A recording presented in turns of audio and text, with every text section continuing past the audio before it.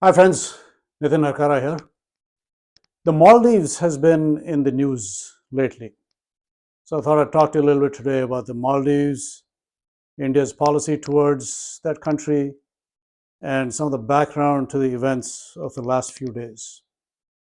So as you're probably aware, Prime Minister Modi of India visited Lakshadweep, one of the few islands off the coast of India, the western coast of India. And he put out a series of tweets or posts on X, if you will, praising Lakshadweep as a travel destination and urging Indians to check the place out as a vacation spot.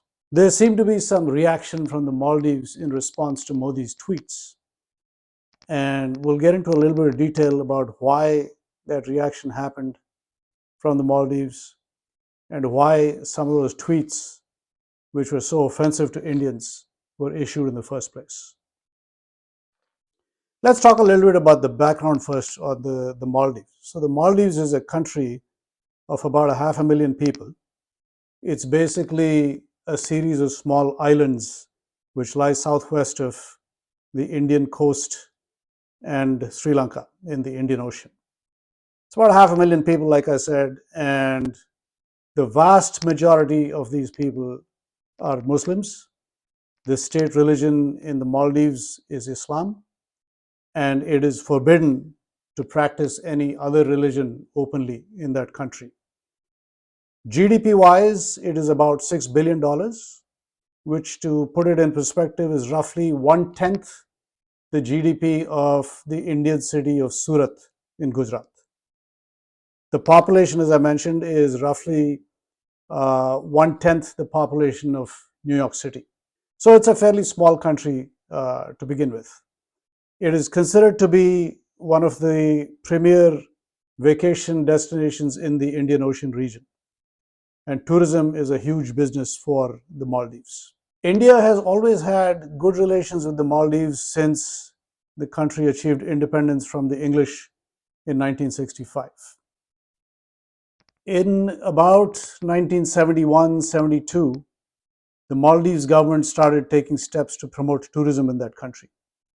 So tourism became one of the main revenue generators for that country, along with fishing and a couple of other minor things like export of cowrie shells and some coir, etc.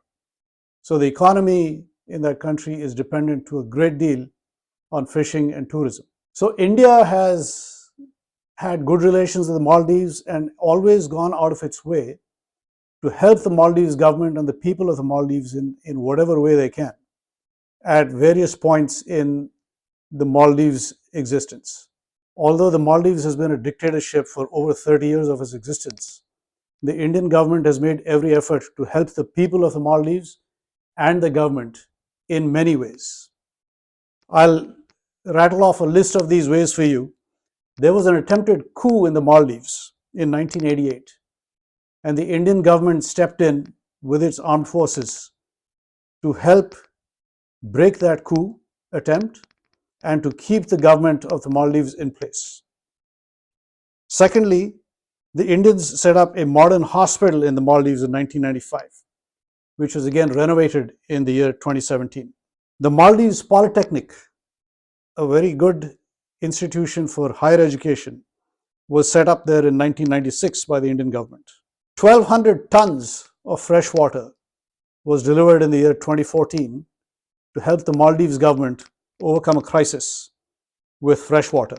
A $1.5 billion aid package was given to the Maldives in the year 2018 by the Modi government. 70% of the defense training of the Maldives is done by the Indian government. Indian Navy assets are positioned in the Maldives. There are 2 helicopters and a Dornier aircraft positioned in the Maldives. These carry out joint patrols with the Maldivian forces and also assist in items in activities like drug enforcement and so on. India has facilitated tourism training and hospitality training for the Maldivians. It has allowed patients into India with relaxed visa regimes during the COVID times so that these patients from the Maldives could get medical treatment in India. 100,000 doses of the COVID vaccine were given to the Maldives as a gift from the Indian people. And this was done basically free of charge for the Maldives. Almost 225,000 tourists every year from India visit the Maldives, contributing a huge amount of money to the Maldivian economy.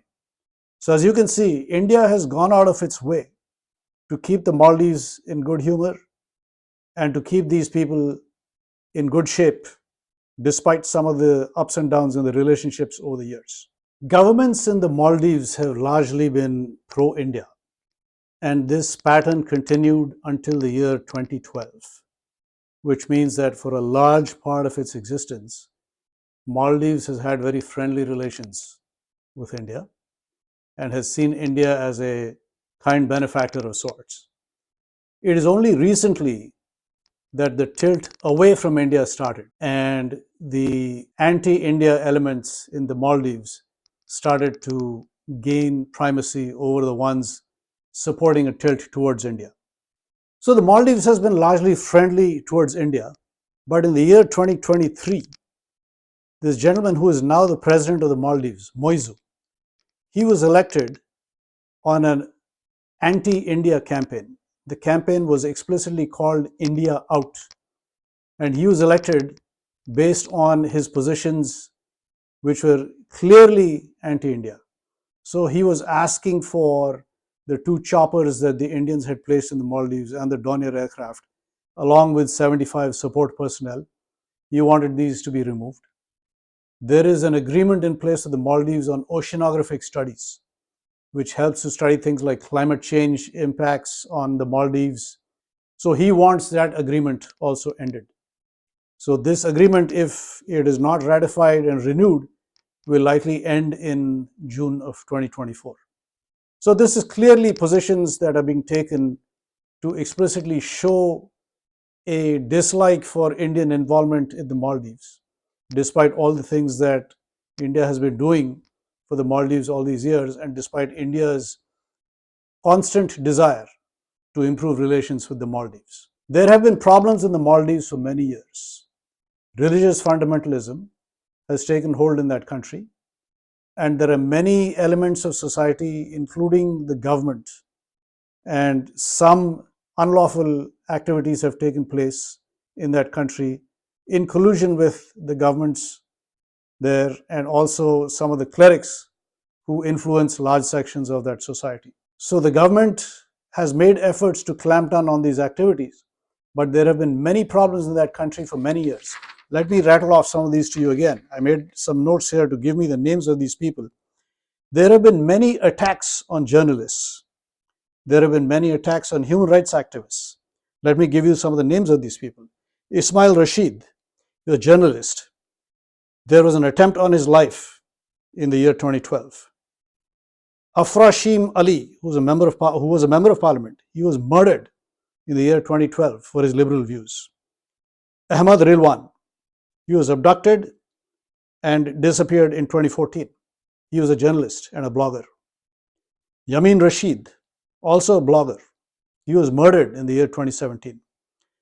Things actually got so bad that in the year 2018, there was a commission set up by the government of the Maldives on deaths and disappearances in the Maldives. So things are not a bed of roses in that Maldives area as it is sometimes made out to be. One of the previous presidents of the Maldives, this guy named Nasheed, he was also the subject of an assassination attempt in the year 2021. So there have been a lot of problems in the Maldives, and any attempt to whitewash these things is not going to work. There have been many attempts to paint this place as some sort of island paradise that everything's hunky-dory over there. That is not the case at all. In June of 2022, there was a yoga event organized by the Indian High Commission. That yoga event was attacked by a group of hooligans. Hundreds and hundreds of Maldivians have left for the Middle East, and they are believed to have joined ISIS, the internationally recognized terrorist group. So this India Out campaign that Moizu ran, and he was elected to power on, this has had a long series of events leading up to it. So these numbers and information that I'm giving you has been shared by Human Rights Watch on their website.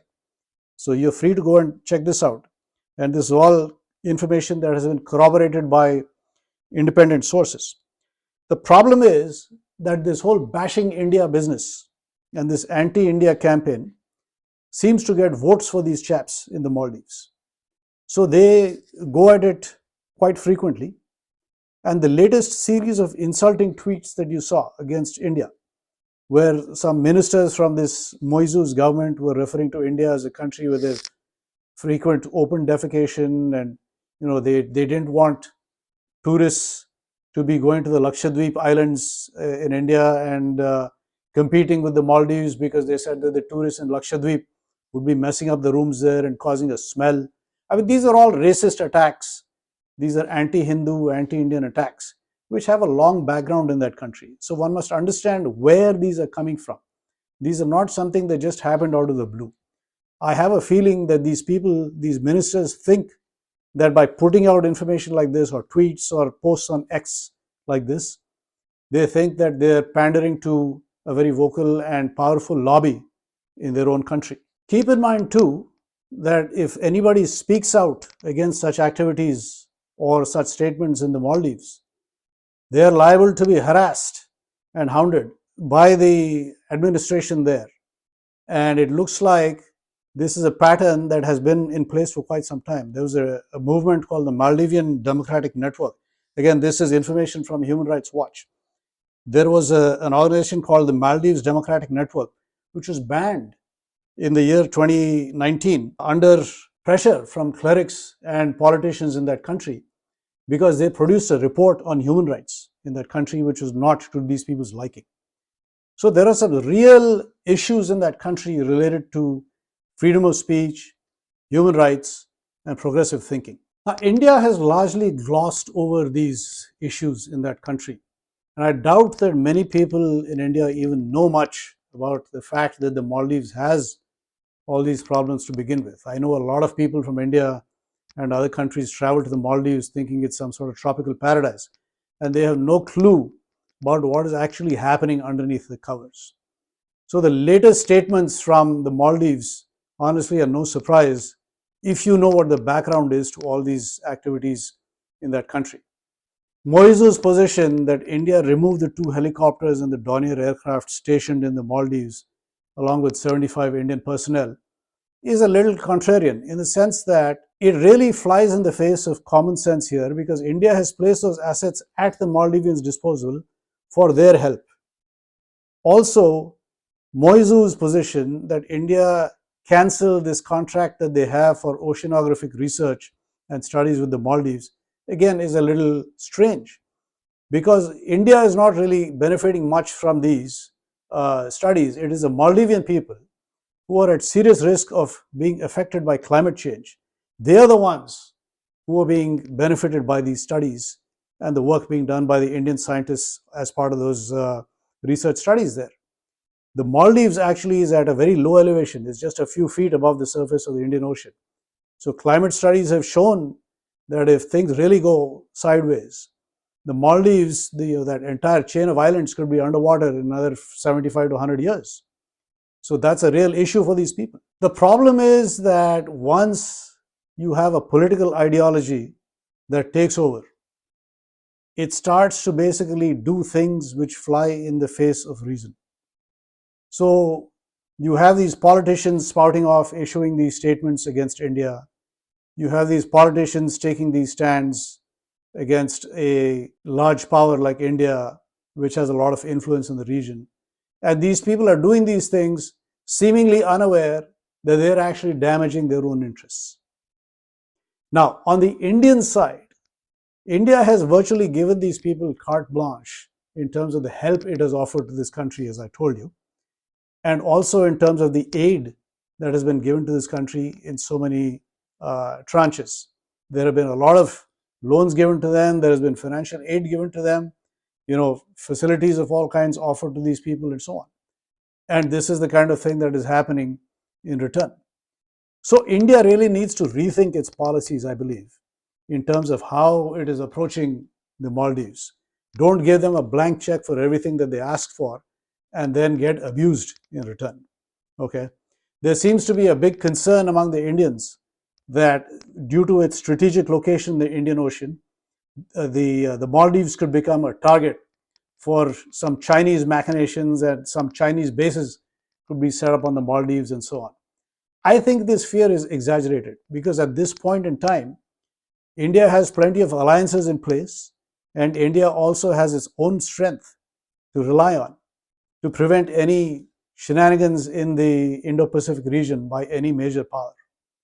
And quite frankly, at this point in time, the Maldives doesn't have the infrastructure levels needed to support a large base of any kind. There may be space to dock a few small boats, but beyond that, there doesn't seem to be much infrastructure of the military kind in the Maldives at this point.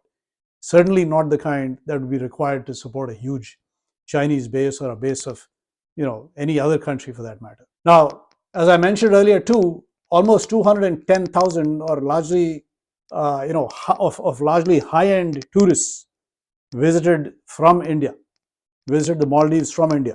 So all these people are contributing directly to the Maldivian economy, and they are contributing directly to activities that I mentioned, these anti-India activities, these tweets coming out from the Maldives, all the policies being adopted by the Maldivian government. So I think Indians are shooting themselves in the foot too if they go to the Maldives and start spending their rupees there. There are much better destinations available for you to go spend your tourist money. Go to the Seychelles, which is an equally beautiful set of islands in the Indian Ocean.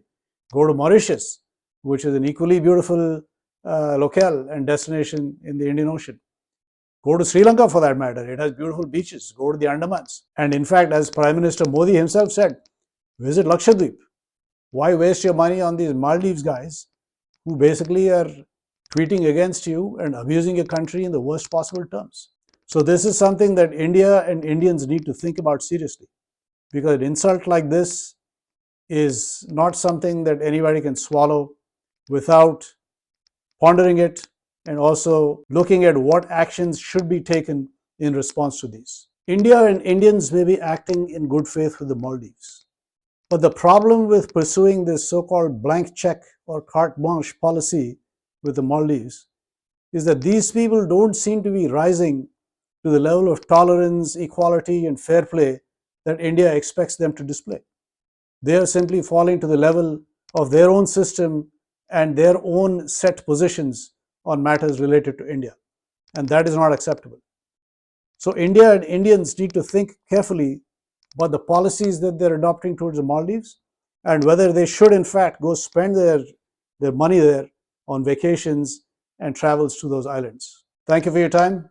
Until next time, take care.